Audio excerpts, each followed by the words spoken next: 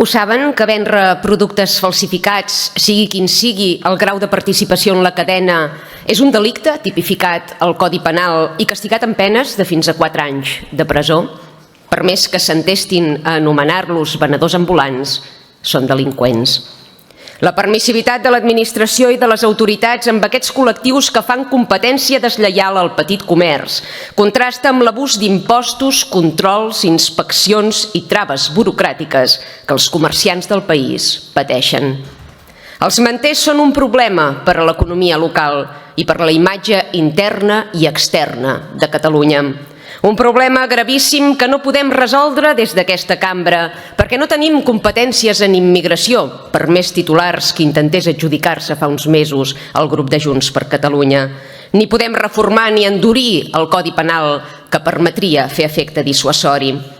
L'administració ha optat pel silenci davant el comerç il·legal i sense llicència que ocupa voreres, places i espais públics. L'administració ha decidit fer els ulls grossos davant les màfies, explotació i criminalitat que s'amaguen rere les mantes voladisses. La deixadesa del govern en aquest sentit res té a veure amb la fiscalització extrema a la que són sotmesos els catalans que regenten negocis. El Top Manta no és un fenomen folclòric ni una curiositat turística, no és una exhibició multicultural a l'aire lliure. És una vulneració flagrant de la llei, un entrebanc a la convivència i un clatellot a la dignitat del nostre poble. No hi ha mantes esteses, sinó setge encobert al nostre teixit comercial.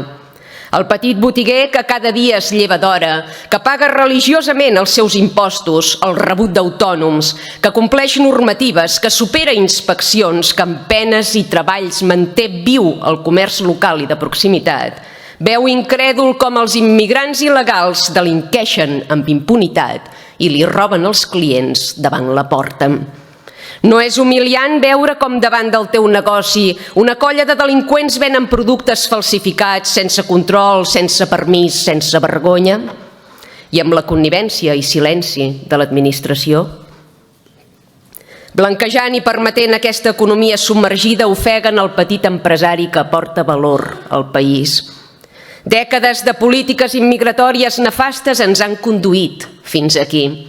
La vulneració permanent de la llei d'estrangeria per part de l'estat espanyol, les regularitzacions massives d'il·legals aprovades a Madrid amb el vot favorable d'Esquerra i de Junts, l'efecte crida incessant que això provoca, han conduït a la tensió actual. Un cercle viciós que té conseqüències a tots nivells, conseqüències que ni s'havien previst ni semblen disposats a resoldre'm. Gràcies a la casta política bonista i progre, som el país que no només no empaita els delinqüents i els condemna, sinó que autoritza i subvenciona amb milers d'euros públics curses esportives organitzades per ells. Mentrestant, molts botiguers han de baixar les persianes definitivament i el país bat rècords de productes falsificats. Inaudit i inacceptable.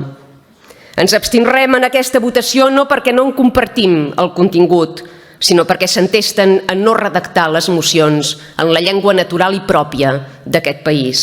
A Catalunya, les mocions en català i les botigues amb llicència. Ara és el torn.